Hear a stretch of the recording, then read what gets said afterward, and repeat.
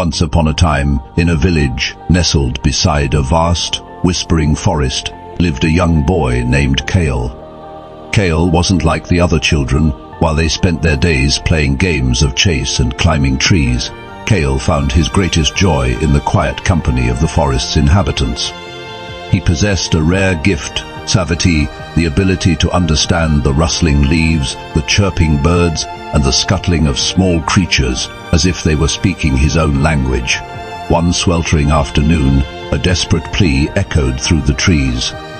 It was a mother bird, her voice frantic, explaining that her nest, high in an ancient baobab, had been raided by a cunning snake, and her precious eggs were gone.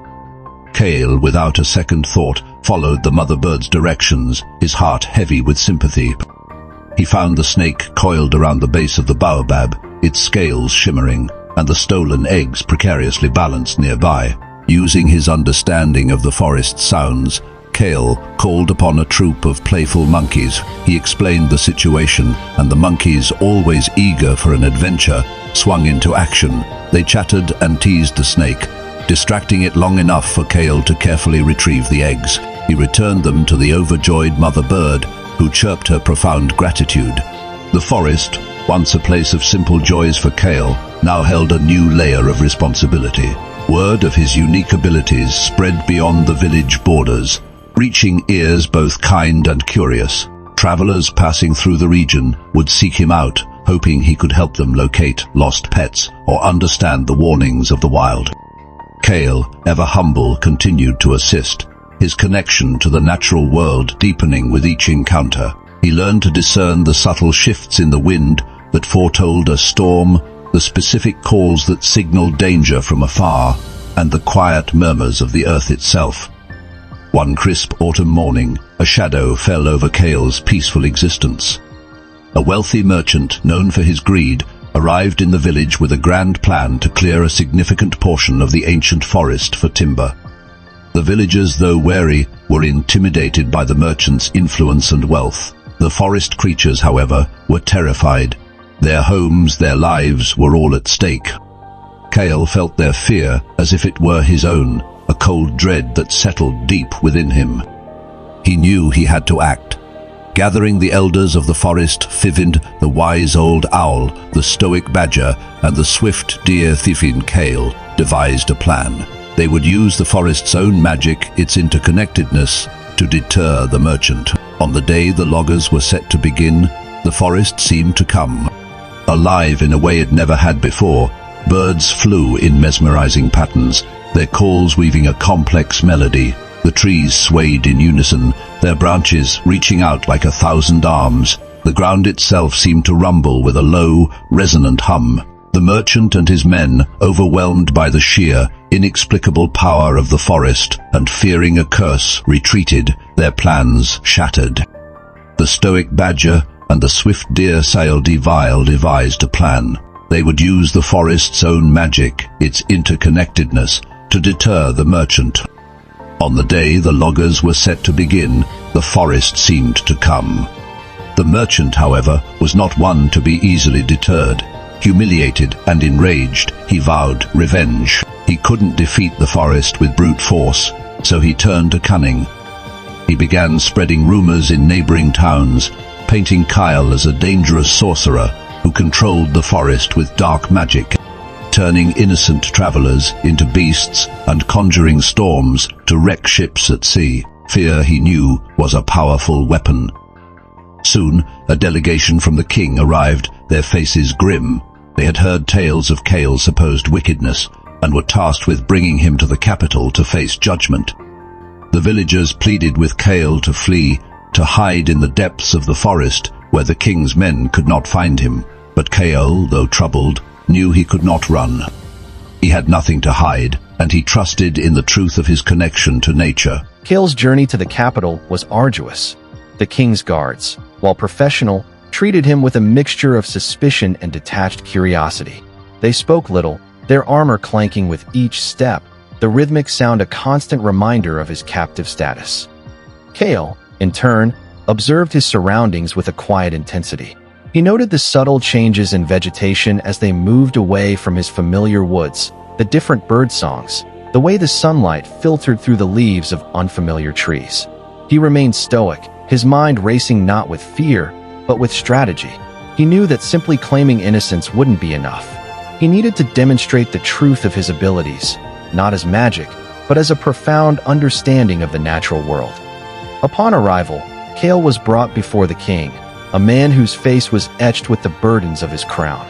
The king's court was a stark contrast to the open air of his forest home, all polished wood, rich tapestries, and hushed whispers.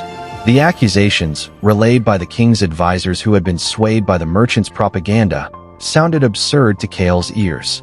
He was accused of manipulating the weather, of driving away game, of creating an unnatural silence in the woods. Kale, standing tall, addressed the court. He didn't speak of magic. Instead, he spoke of observation, of listening, of the delicate balance that existed within the ecosystem he called home. He explained how certain bird calls were warnings, how the behavior of animals predicted weather patterns, how the health of the forest was intrinsically linked to the well-being of all its inhabitants. He spoke with a quiet conviction that began to sow seeds of doubt among those who had readily believed the merchant's lies. The king, a man who prided himself on logic, found himself intrigued by this unusual young man. The king, intrigued, decided to test Kale's claims. He ordered Kale to be taken to the royal gardens, a place meticulously maintained but lacking the wild, untamed spirit of a true forest. The king's gardeners, proud of their precise work, watched with skeptical eyes as Kale was brought before them. They had spent years controlling every aspect of the plant's growth, ensuring perfect symmetry and bloom. Kale walked among the manicured hedges and vibrant flower beds, his gaze sweeping over the controlled environment. He knelt by a wilting rose bush, not to magically revive it, but to examine its soil, its leaves, its position relative to the sun. He then moved to a patch of seemingly healthy herbs, sniffing the air, observing the minuscule insects crawling on the stems. He explained to the assembled courtiers, in simple terms, the subtle imbalances he perceived: a lack of certain nutrients in the soil, an overabundance of one type of pest, a slight miscalculation in watering that was causing stress to the roots. He didn't offer grand pronouncements, but rather practical, observable facts, backed by his deep knowledge of natural processes. The king, his curiosity piqued, then presented Kale with a challenge: to restore a section of the royal orchard that had been plagued by a mysterious blight for years. The orchard, once a source of pride, now bore only withered branches and stunted fruit. The royal arborist had tried every known remedy, from poultices to incantations, all to no avail. The merchant, eager to see Kale fail, stood by with a smug expression. Kale accepted the challenge without hesitation.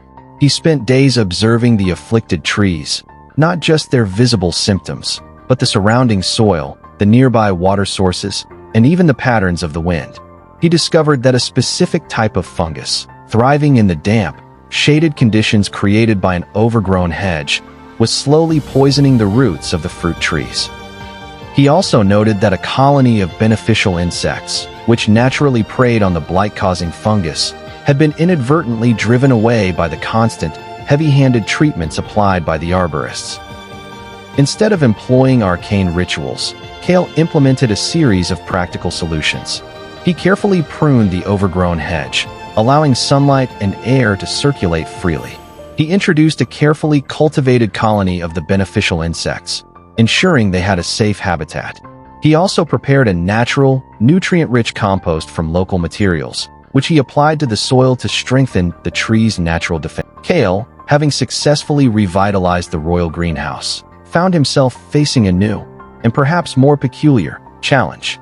The king's prized falcon, a magnificent creature named Zephyr, had fallen ill, its once sharp eyes now clouded, its powerful wings refusing to take flight. The royal veterinarians were baffled, their usual remedies proving useless. It was then that the king, remembering a hushed rumor about Kale's unique connection with the natural world, turned to him once more. Thanks for watching. Please make sure you subscribe to our channel for part 2. Neurovista TV will always be here to make you our day.